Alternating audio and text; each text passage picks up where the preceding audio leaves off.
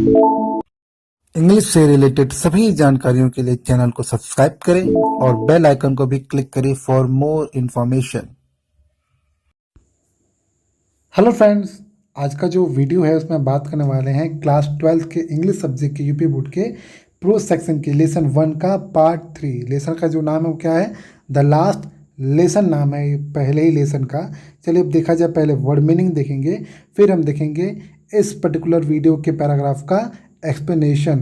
अगर आपको इससे पहले की वीडियोस देखनी तो ऊपर दिए गए लिंक पे जाओ, क्लिक करोगे तो आपको वो सारी वीडियोस मिल जाएंगी। चलिए अब हम जो स्टार्ट करने वाले हैं वो स्टार्ट करने जा रहे हैं वर्ड मीनिंग। पहला जो वर्ड है वो है अंडरस्टूड। अंडरस्टूड मतलब होता है समझना या जानना। हर्ड मतलब होता है कोई बात सुना, जैसे मैंने ये बात सुना तो हर्ड यूज करते हैं, ये हियर का सेकेंड फॉर्म है। रिसाइट मतलब याद करके बोलना, जैसे हम बोलते हैं रिवीजन करना, तो वैसे ही रिसाइट होता है, मतलब रिवीजन मन में याद करना कह सकते हो, रिसाइट मतलब बोलना। फिर डियर ड्रेडफुल मतलब भयानक डरावना। मिक्सड अप मतलब मिला हुआ एक दूसरे से। डेयरिंग मतलब साहस। और स्कॉल्ड मतलब होता है किसी को डांटना या झड़पना। फिर लिखा है इनफ। इनफ मतलब था पर्याप्त, ये काफ़ी है, बोलते हैं ना बहुत काफ़ी है। ट्रबल मतलब तकलीफ। लर्निंग मतलब शिक्षा या पढ़ाई, बात लगभग एक ही है। सीखना भी कह सकते हो, सीखना भी कह सकते हो। फेलो मतलब होते हैं शोध छात्र, यानी पढ़ने वाले छात्र या बात उस टॉपिक पे बात करने वाले, उस टॉपिक पे कहने वाले छात्र या लोग लोग भी हो सकते हैं। प्रिटेंड मतलब नाटक करना या बनना, कि भाई तुम बहुत बनते हो, तो प्रिटेंड वर्ड यूज़ कर सकते हैं। येट मतलब अभी तक। येट मतलब क्या होता है? अभी तक। फिर लिखा है वर्स्ट। वर्स्ट मतलब सबसे खराब। गुड होता है ना बैड, ठीक है, बैड होता है। फिर क्या होता है? वर्स। और फिर होता है वर्स्ट, यानी सबसे खराब। समझ में आ गया? ये डिग्री की बात कर रहा था मैं। अब चलते हैं और वर्ड देख लेते हैं, जैसे रिप्रोच यानी तिरस्कार करना, हटा देना, बेकार कर देना, दोनों मतलब हो सकता है, बेकार करना तिरस्कार करना दोनों। एनॉक्सियस मतलब होता है चिंताजनक। प्रेफर्ड मतलब पसंदीदा, कि भाई ये मुझे ज़्यादा पसंद है तो हम प्रेफर करते हैं। ब्लेम मतलब आरोप या आरोप लगाना या आरोप।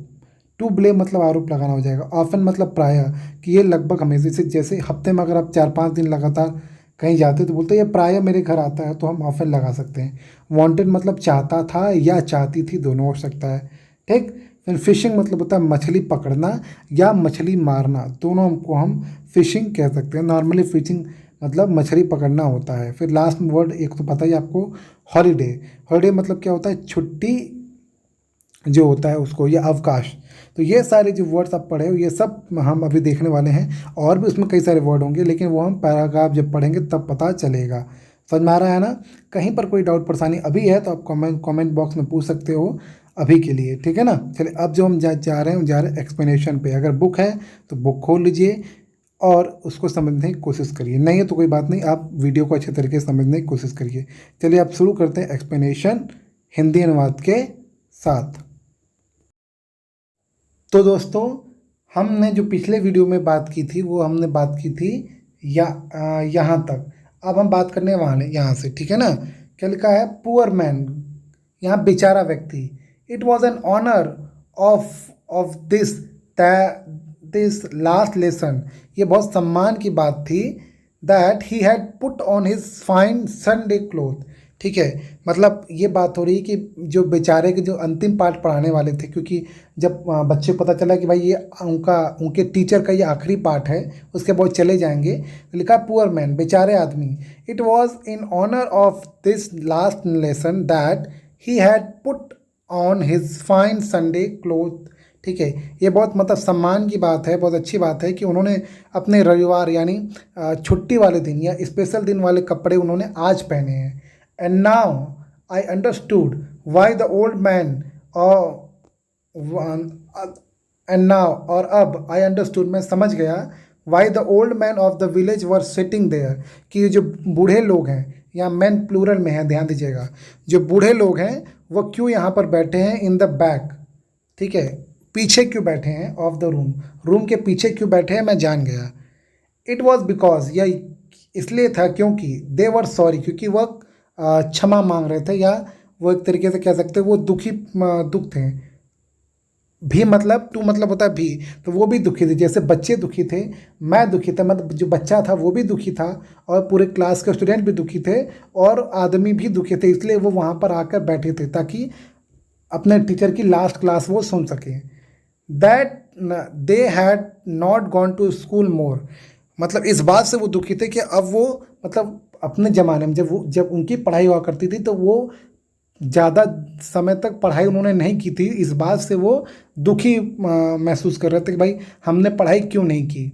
ठीक है, इस बात से वो दुखी महसूस कर रहे हैं। It was their way of thinking, क्या लिखा है, it was their way of thinking our master for his 40 year of faithful service, मतलब जो हमारे मास्टर थे, जो हमारे अध्यापक थे, जिन्होंने 40 साल मेहनत किया, ठीक है, उनको धन्यवाद कहने का, showing their respect for the country and that was there no more.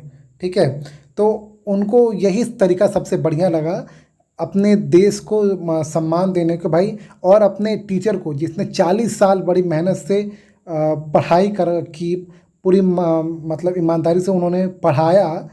ठीक है, तो जो टीचर हैं, टीचर का ध्यान समझिएगा मैं क्या कहना चाह रहा हूँ। टीचर ने जो 40 साल तक मेहनत से लोगों को पढ़ाया, उस दौरान जो लोग काफ़ी मतलब ज़्यादा पढ़ नहीं पाए, उन लोगों ने क्या किया, इस टीचर को सम्मान देने के लिए वह पीछे वाले बेंच पर वो बैठे हुए थे।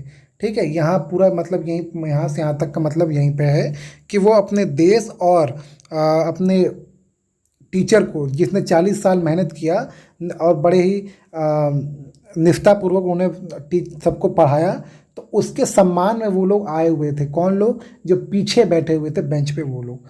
इसका हिंदी अनुवाद देखते हैं। लिखा है, बेचारा आदमी, इसी अंतिम पाठ के सम्मान में उन्होंने रविवारीय सुंदर कपड़े पहने थे।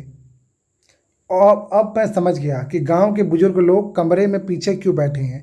इसलिए कि वो भी दुखी थे कि वे ज़्यादा स्कूल नहीं गए थे।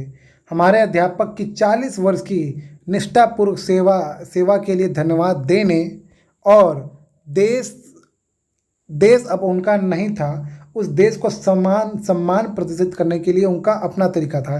क्योंकि भाई देश अब तो गुलाम हो गया था, अब वो फ्रांस देश नहीं था, मतलब वो जो शहर था अब वो फ्रांस देश में नहीं था।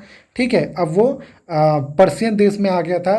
तो वो जान गए थे कि भाई अब हमारे देश का जो सम्मान था, मतलब अब हम इस देश के वासी नहीं रहेंगे, तो अपने देश के सम्मान और टीचर के सम्मान में यह उनका तरीका था कि वो आकर पीछे बैठ गए। ठीक, 100वां paragraph. While I was thinking of all this, जब मैं ये सब कुछ सोच रहा था, I heard my name called, मैंने अपना नाम सुना, बुलाया गया, मतलब मुझे बुलाया गया, मैंने अपना नाम सुना। It was my turn to recite, ये मेरा टर्न था, मतलब मेरा टर्न होता है कि जब टीचर आपसे पूछते रहते हैं, देख तो क्लास में 1 से पूछते हैं, फिर 2 से पूछते हैं, फिर 3 से, फिर लास्ट बेंच से पूछते हैं, वैसा ही ये था कि अब ये मेरी बारी थी टू रिसाइट। रिसाइट मतलब वो जो टीचर ने कहा था प्रीपोजिशन याद करके आने के लिए, वो बताने की बारी अब मेरी थी। What would I have not given to able, sorry गलती हो गया, हाँ यही है ना, हाँ यही है। What would I not have given to able to say that dreadful rule for the participle although. ठीक है, यद्यपि जो कह रहे हैं कि भाई क्या लिखा है कि what would I not given to be able to say, मतलब मैं अब क्या कह सकता था, अब मैं क्या कर सकता था। To say that dreadful rule for the participle, मतलब ये जो भयानक नियम थे पार्टिसिपल के, ऑल थ्रू, पूरे तरीके से। ठीक है, मैं समझा रहा हूँ, very loud and clear without one mistake. वो जो बच्चा है वो कह रहा है भाई अब मैं कैसे कह सकता हूँ बड़े ही साफ तरीके से, अच्छे तरीके से, बिना किसी गलती के उस भयानक पार्टिसिपल के रूल को बताना। अच्छा, अर्थात बच्चा कह रहा है कि वो जो बहुत भयानक पार्टिसिपल के रूल है, अब मैं उसको कैसे साफ साफ और ऊंची आवाज़ में बताऊंगा, क्योंकि बच्चे को तो कुछ याद था ही नहीं, इसलिए ये वो अपने से ये क्वेश्चन पूछ रहा है। But I got mixed up on the first words, ठीक है, जो पहले 2-3 वर्ड थे उसमें वो मिक्सड अप हो गया। यानी नहीं होता है कि जब किसी को नहीं आता तो वो घुमा घुमा के बोलता है, कोई पूछता है बताओ नाउन क्या है तो बोल, अरे कोई पूछता है वर्ब क्या बोलते हो, सर वर्ब कहते हैं उसे सर जिसमें काम होता है, तो ऐसे हम बोलते हैं ना, तो हम फंस जाते हैं पहले ही शब्दों में। वैसे जो बच्चा था वो भी क्या हो गया, फंस गया। एंड स्टूड देयर, और वहाँ खड़ा हो गया। Holding on to my desk, और वह अपने डेस्क पे, यहाँ माई यूज हुआ है बच्चे के लिए, तो हम पढ़ रहे हैं इसलिए मैंने बोल दिया है कि holding on to my desk, मैंने अपने डेस्क को पकड़ के खड़ा हो गया, मतलब टीचर खड़ा कराए होंगे तो वो अपने आप से बोल रहा, पहले उसने बोला अपने आप से कि भाई मैं क्या बोलूँगा, यहाँ तक मतलब यही है कि मैं बिना गलती कैसे बोल सकता हूँ उस भयानक रूल को, प्रिपोजिशन के उस भयानक, सॉरी पार्टिसिपल के उस भयानक रूप को मैं कैसे बोल सकता हूँ। फिर वो बोल रहा है कि मैंने कोशिश की लेकिन मैं पहले ही शब्दों में कुछ मिक्सड अप हो गया, मैंने सब कुछ मिला दिया और मैं वहाँ खड़ा हो गया। Holding on to my desk, अपने डेस्क पे खड़ा हो गया।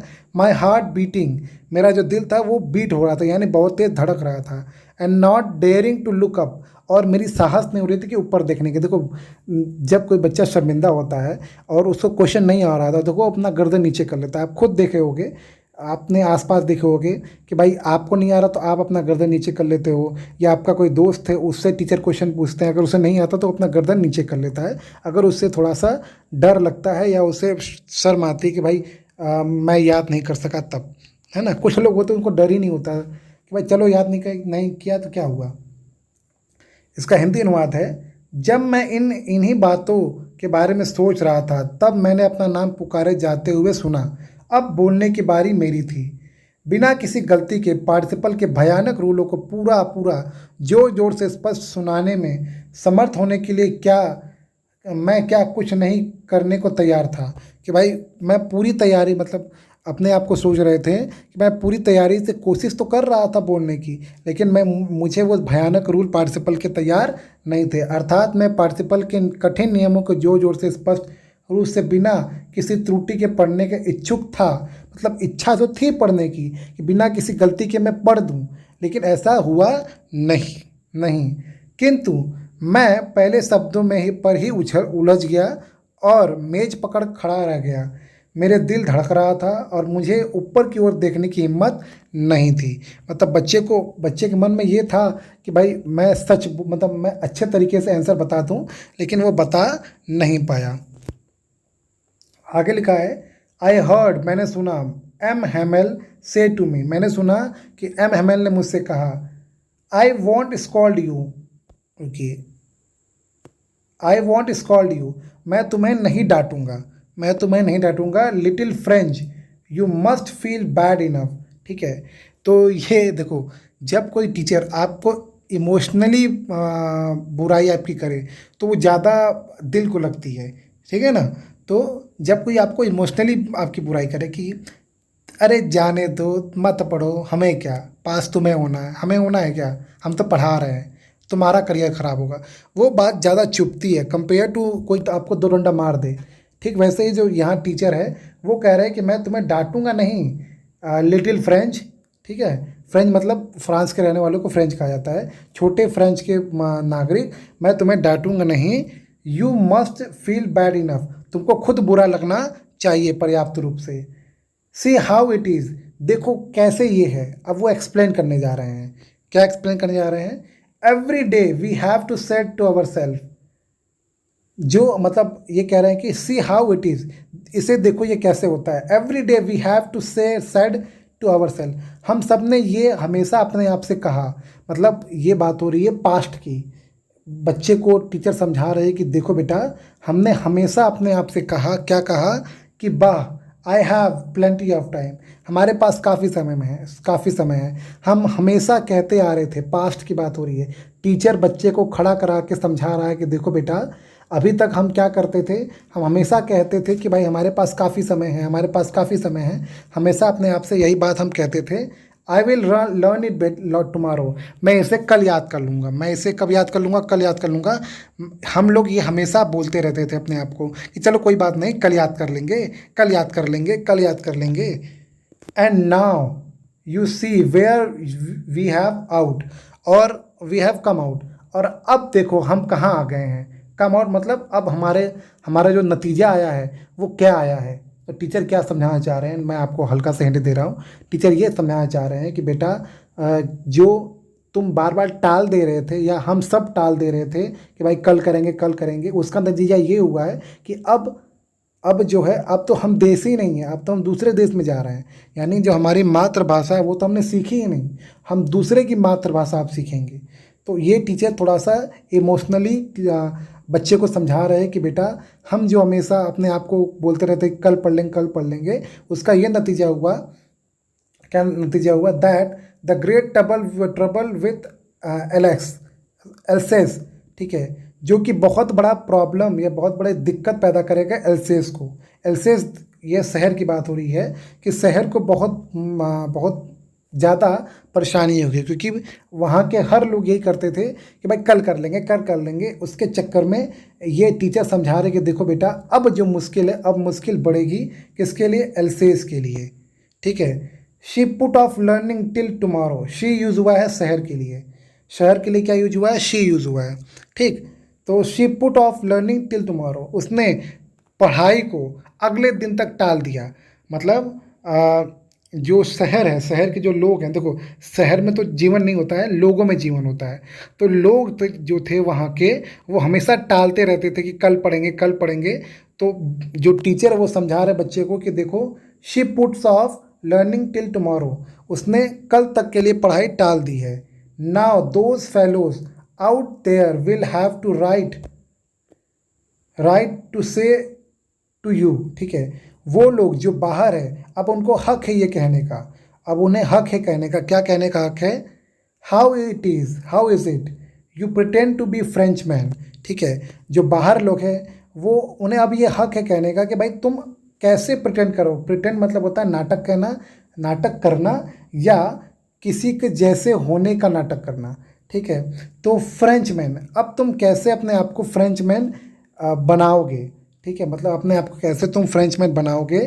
And yet you can neither speak nor right your own language, यानी जब तुम अपनी खुद की भाषा नहीं लिख सकते, ठीक है, तब तुम अब कैसे फ्रेंच मैन कहलाओगे। यानी जो यहाँ से यहाँ तक का पूरा मतलब अब यही है कि जो बाहर जो लोग हैं वो, उनको अब पूरा हक हो गया। अब वो तुम्हें बोल सकते हैं, क्या बोल सकते हैं कि भाई तुम कैसे फ्रेंच मैन हो, भाई तुमको तो अपनी मातृभाषा लिखनी और पढ़नी नहीं आती है। तो ये कितना इमोशनली बात है, कितना दिल को छू जाने बात है कि भाई हमें अपने देश की मातृभाषा लिखनी पढ़नी नहीं आती है। तो ये बहुत बड़ा धिक्कार है हमें जीवन पे। तो ये हमारे लिए इंडियन लोगों के लिए भी यही है कि आपका जो मातृभाषा है, यानी आपके रीजनल भाषा या मातृभाषा, वो आपको आनी चाहिए। ऐसा उससे कभी भी मुंह नहीं छिपाना चाहिए, जैसे कि अरे हिंदी बोल रहा है ये, अरे हिंदी मातृभाषा है हमारी, वही हमारी पहचान है। इंग्लिश तो हमने सीखी है ताकि हम दुनिया से बात कर सकें, लेकिन जो हमारी पहचान बनी हुई है काफ़ी सालों से, वो तो हम लेके चलें, उसे तो कंटिन्यू करें, उसे हमें शर्मिंदा नहीं होना चाहिए और उसे हमें टालना नहीं चाहिए। तो जो टीचर है वो यही बात समझा रहे हैं कि भाई देखो कि क्योंकि तुम सीख नहीं पाए हो, इसीलिए जो बाहर लोग हैं अब उन्हें ये पूरा हक है। अब वो कह सकते हैं कि भाई तुम कैसे एक फ्रेंचमैन बनोगे, कैसे तुम एक, जैसे हम बोलते हैं कैसे भारतीय बनोगे जी, तुम्हें तो हिंदी भी नहीं आती है, ठीक वैसे ही कैसे तुम फ्रेंचमैन बनोगे, तुम्हें तो अपनी खुद की भाषा लिखनी और पढ़नी नहीं आती है, ठीक। आगे पढ़ते हैं।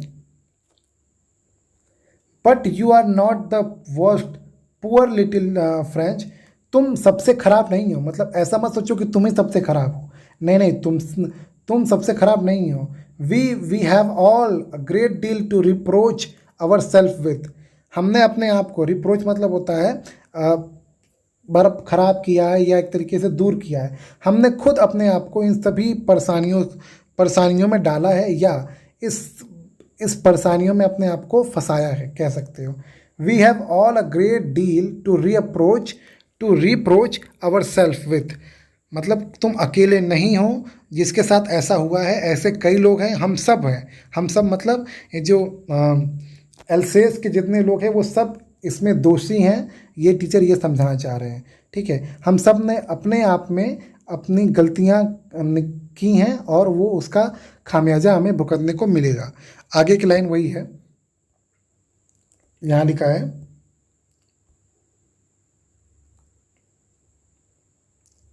लिखा है your parent were not anxious enough to have you learn. तुम्हारे माता पिता जो हैं वह तुम्हें पढ़ाने के इतना इच्छुक नहीं है। इच्छुक या एनॉक्सियस मतलब होता है इच्छुक या उत्सुक, दोनों हो सकता है कि तुम्हारे माता पिता खुद इच्छुक नहीं है। देखो सिंपल है, जब माता पिता ही इच्छुक नहीं होते तो बच्चे का भी मन नहीं करता है। ठीक, अगर माता पिता भी इच्छुक रहें, बोले कि नहीं तुम्हें हिंदी सीखना चाहिए, हिंदी हमारी मातृभाषा है, तो बच्चा नॉर्मली सीख ही जाता है। तो टीचर समझा रहे कि भाई तुम्हारी गलती नहीं है, जो पेरेंट है उन्होंने तुम्हें ध्यान नहीं दिया है, उन्होंने तुम्हें मतलब पर्याप्त वो उत्सुक नहीं है तुम्हें पढ़ाने को लेकर। ठीक है, they prefer to put you to work on a form. वो प्रेफर करते हैं, वो पसंद करते हैं कि वो तुम्हें कहीं फार्म या एट द मिल मतलब होता है कि जहाँ मशीन होती है, जहाँ मशीन के काम होते हैं। तो वो तुम्हें चाहते हैं कि वो तुम काम करो फॉर्म में या कहीं मिल पर, कहीं मशीन पे या कहीं उद्योग में तुम काम करो। वो ये प्रेफर करते हैं, वो ज़्यादा इसको तवज्जो देते हैं। तुम्हारी पढ़ाई को तवज्जो नहीं देते, तुम्हारे पढ़ाई को वो ज़्यादा ध्यान नहीं देते हैं, उत्सुक नहीं रहते हैं, बल्कि उसके उल्टा वो तुमको काम कराने के इच्छुक होते हैं किसी फॉर्म में या किसी मील में। समझ में आ गया यहाँ तक? So as to have a little more money, कुछ पैसे के लिए मतलब कुछ पैसे के लिए तुम्हारे माता पिता तुम्हें प्रेफर करते हैं कि तुम काम करो कहीं मील में जाकर, कहीं मशीनों वाले मील में जाकर तुम काम करो ताकि कुछ थोड़ा पैसा और मिल जाए। समझ में आ गया? तो यहाँ से यहाँ तक मतलब यही है कि तुम्हारे माता पिता तुम्हें इच्छुक नहीं होते पढ़ाने के, यानी कि तुम्हारी गलती केवल नहीं है, तुम्हारे माता पिता की भी गलती है जो इच्छुक नहीं होते पढ़ाने के, और जो तुम्हें प्रेफर करते हैं, जो तुम्हें मतलब तवज्जो देते हैं कि भाई तुम जाके कहीं फॉर्म में काम करो, कहीं मशीन का काम करो ताकि कुछ पैसे और मिल जाए। एंड आई, और मैं, अब वो अपनी बात कर रहे हैं।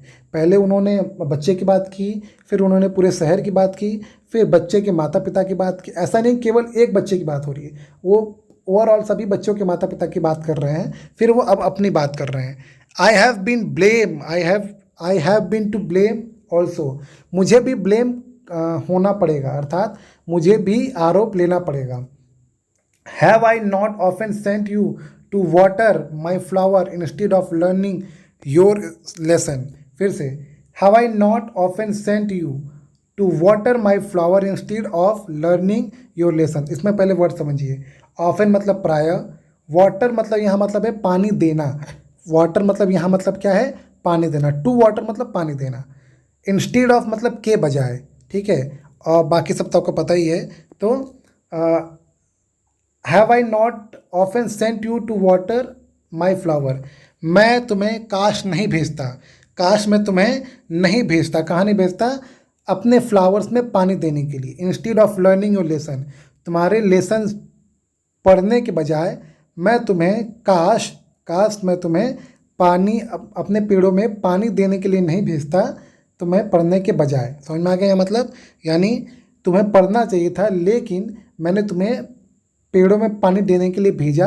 तो उसी में अपने आप को कह रहे हैं काश मैं तुम्हें पानी देने के लिए नहीं भेजता पेड़ों को और तुम्हें पढ़ने देता। इसका मतलब यही है।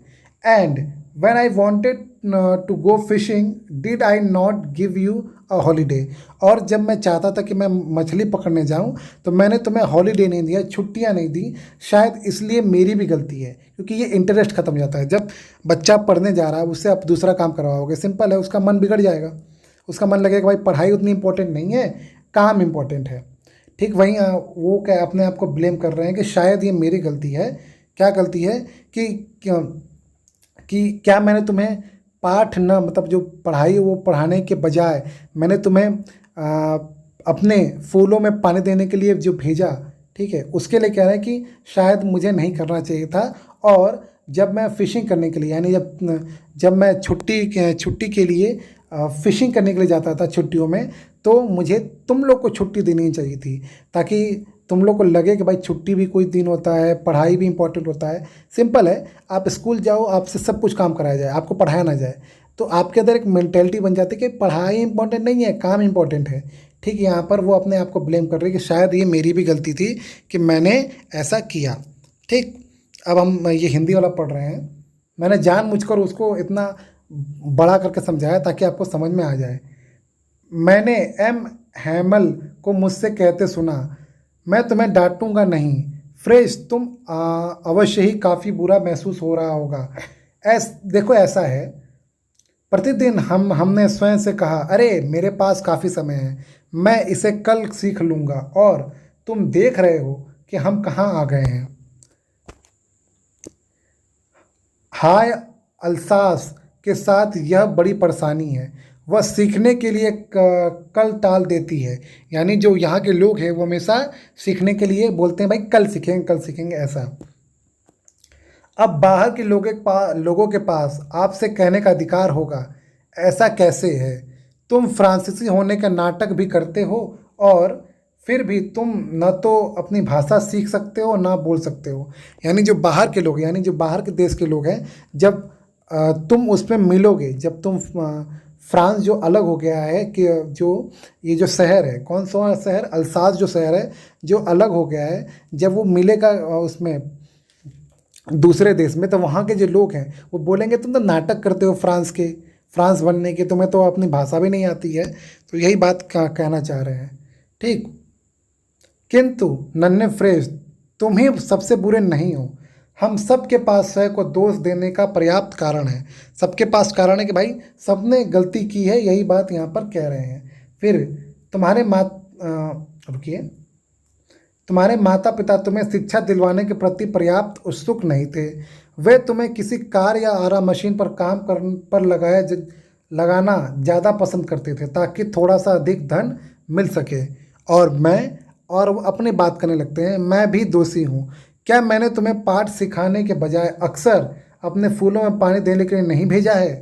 तो अपने आप से कह रहे हैं कि मैं नहीं भेजा है, अर्थात गलती कर दी उन्होंने भेजा है तो। और जब मैं मछली पकड़ने जाता था तो क्या मैंने तुम्हारी छुट्टी नहीं की?